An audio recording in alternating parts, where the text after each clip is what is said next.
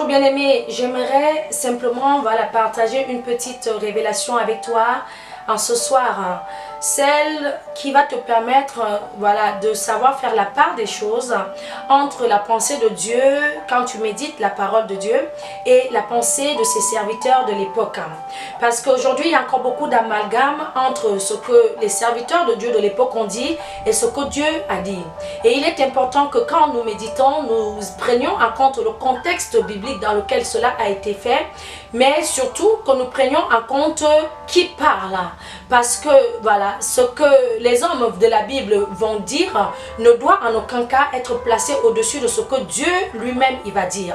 Aujourd'hui encore, même dans l'église d'aujourd'hui, nous avons beaucoup de désordre. Les gens utilisent les versets bibliques à tort et à travers, hors contexte, quelquefois peut-être dans le contexte, mais avec une telle immaturité, ne sachant pas que la parole de Dieu, la Bible la décrit comme étant une épée. Il faut y faire attention de la façon dont nous la manions. Et pour faire attention de la façon dont nous la manions, nous devons aller dans les profondeurs. Nous devons nous connecter à l'esprit de révélation de la parole de Dieu. Nous devons nous connecter à la pensée de Dieu lui-même. Et toujours se dire, Seigneur, voilà, il y a ce verset biblique, mais que me dis-tu toi par rapport à ce verset biblique? Prenons l'exemple d'un verset biblique que beaucoup utilisent aujourd'hui avec fierté, où l'apôtre Paul, qui n'est pas Dieu, mais qui est un serviteur que Dieu a honoré, parce que nous connaissons l'histoire, va nous dire dans 1 Corinthiens 12, 1 Corinthiens 6, au verset 12, que tout m'est permis. Je ne vais pas continuer, pas besoin, parce que je vais m'arrêter sur cette phrase. L'apôtre Paul va nous dire tout m'est permis. Et beaucoup de chrétiens vont s'appuyer sur le tout m'est permis de l'apôtre Paul pour faire tout et n'importe quoi. Sauf que nous savons très bien que c'est l'apôtre Paul qui parle, mais ce n'est pas Dieu. Et à partir du moment où ce n'est pas Dieu qui parle, nous devons toujours aller vers la pensée de Dieu. Seigneur, l'apôtre Paul nous a dit que tout était permis, mais tout ne nous est pas acquis. Mais que toi, que nous dis-tu toi? Et nous allons avoir un Dieu qui va nous dire, mais non, tout n'est pas permis. Donc il va y avoir quelque part, pas une forme de contradiction, parce que Dieu ne contredit pas son esprit, mais il va simplement vouloir nous amener, et il va nous amener dans les profondeurs pour nous faire comprendre qu'en réalité, l'apôtre Paul l'a dit dans un certain contexte, et il a peut-être dit pour ci, pour ça, mais en réalité, tout n'est pas permis, parce que si tout était permis, Dieu ne nous interdirait pas certaines choses. Nous savons que le mensonge n'est pas permis, par exemple. Nous savons qu'en tant que chrétien, aller en boîte de nuit n'est pas permis. Nous savons qu'en tant que chrétien, je ne sais pas, calomnier le voisin n'est pas permis. Donc, la pensée de l'apôtre Paul ou le conseil de l'apôtre Paul dans 1 Corinthiens 6, 12 n'a plus d'autorité, autant d'autorité que si nous ne l'avons eu que lui seul. Une fois que nous allons vers la pensée de Dieu, nous voyons tout de suite que le verset biblique n'est plus perçu de la même façon. Et c'est comme ça que nous entrons dans les profondeurs davantage. Bien-aimés, apprenons à interroger Dieu. Peu importe ce qu'un serviteur de Dieu va nous dire, apprenons toujours à interroger Dieu. La seule chose qui est incontestable, j'ai envie de dire, parce que nous devons quand même respecter le fait que le Seigneur parle par ses prophètes, parle par ses serviteurs. Si un serviteur de Dieu te dit, Dieu m'a dit, en espérant qu'il ne mente pas maintenant, s'il ment, c'est son problème. Mais si un serviteur de Dieu te dit, Dieu m'a dit, ça vient de Dieu. Ça veut dire que c'est Dieu lui-même qui a parlé, bien que ce soit passé par la bouche de son serviteur.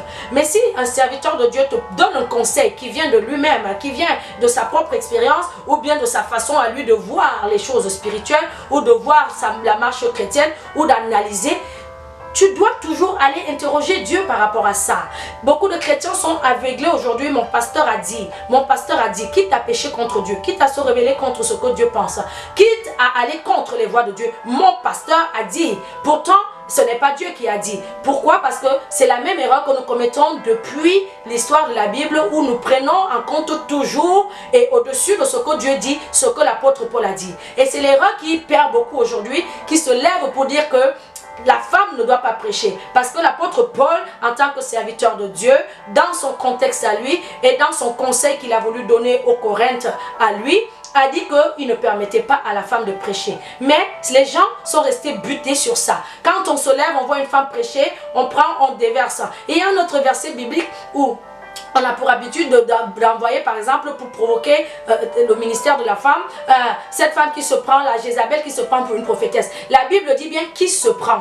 Ça veut dire qu'elle ne l'est pas. Elle ne l'est pas. Parce qu'il y a des vrais prophètes, il y a des vraies prophétesses. Mais il y en a qui se prennent pour des prophètes. Il y en a qui se prennent pour des prophétesses sans l'être, sans y avoir été appelé. Mais le chrétien charnel, le chrétien limité, le chrétien qui ne va pas dans la pensée de Dieu, va prendre ce verset et va le balancer comme ça pour piquer, pour piquer, pour piquer. Et après, ça devient la guerre des versets bibliques. Et comme la parole de Dieu est une épée, chacun se donne des coups d'épée et on est blessé, on a blessé le frère, on a blessé la soeur. Pourtant, on a utilisé la parole de Dieu pour essayer de le faire culpabiliser, alors que c'est nous, croyant que nous sommes en train de bien faire, nous sommes en train malheureusement d'aller contre Dieu, de pécher contre Dieu, parce que nous sommes en train de juger sur la base d'une parole qui ne vient pas forcément de lui directement.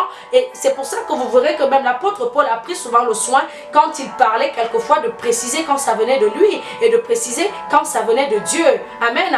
Par exemple, où il va dire que ne savez-vous pas que le Seigneur, je ne sais pas, c'est toujours dans le livre de Corinthiens, ne savez-vous pas que le Seigneur recommande à ceux qui vivent, qui exercent les métiers de la chair, de vivre de la chair. Là, il nous dit clairement que c'est Dieu qui a dit. Mais quand il dit que je ne conseille pas, je ne permets pas, il parle de lui, Paul, qui ne permet pas. Donc entre ce que Paul dit et ce que Dieu dit, c'est toujours ce que Dieu dit qui doit être dessus. Entre ce que ton pasteur dit, ton prophète dit, ta prophétesse dit, ton évangéliste dit, quand il prêche, c'est toujours ce que Dieu dit qui doit être dessus.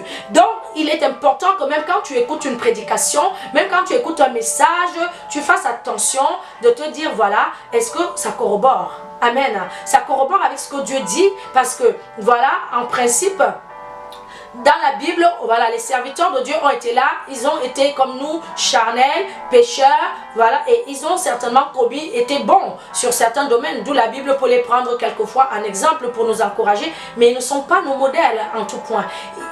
David, qui était l'homme selon le cœur de Dieu, il a vécu dans l'adultère, il a tué. Mais est-ce que cela sous-entend que, parce que la Bible dit que Daniel était l'homme selon le cœur de Dieu, même si il avait forniqué, il avait tué, moi aussi, je fais comme David? Non.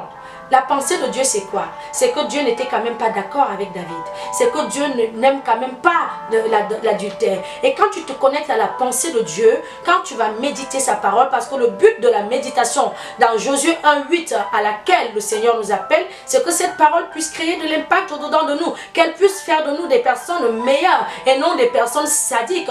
Aujourd'hui, le chrétien, c'est un tac, tiens un verset, 1, 2, 3, tiens encore, 1, 2, 3, tiens encore. C'est comme des petits enfants qui se lancent tout le temps des pics, des cailloux, des cailloux. Les versets bibliques ne sont pas des cailloux, hein. Les versets bibliques sont voilà, une base, un lexique, un dictionnaire. La Bible, pour nous, on peut la considérer comme ça, un dictionnaire que le Seigneur nous a donné pour aller chercher. Mais maintenant, quand on a trouvé, il faille que nous cherchions à comprendre quelle est la pensée profonde de Dieu qui accompagne tel ou tel verset. Sinon, nous allons nous égarer complètement. Nous allons complètement être à l'ouest constamment dans notre marche avec le Seigneur, pensant être en train de bien faire et évitant comme ça là d'aller dans les profondeurs avec Dieu, alors que c'est ça qui est le plus important. C'est la pensée de Dieu pour nos vies. C'est ce que Dieu dit, c'est ce que Dieu veut et non en aucun cas ce que tel serviteur veut. Bien sûr, notre bien-aimé l'apôtre Paul et d'autres serviteurs ont été de bons exemples. Ils nous ont même donné de très bons conseils que nous pouvons aussi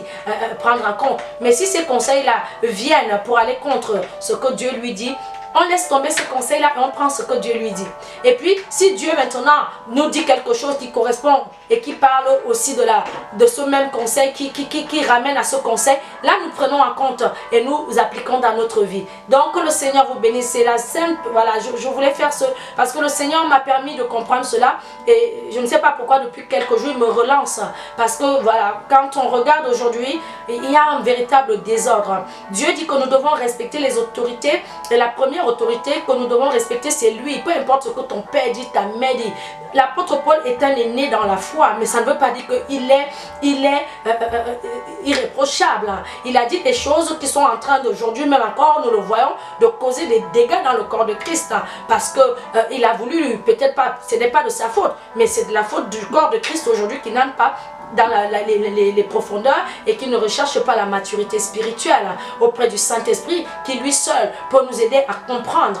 Donc voilà, faisons très attention à cela. Ne prenons pas les exemples de la Bible. Tout ce qui est dans la Bible est vérité, mais toute vérité de la Bible n'est pas forcément bonne à prendre ou à mettre en compte dans notre vie. Que le Seigneur vous bénisse. C'est la prophétesse Annette.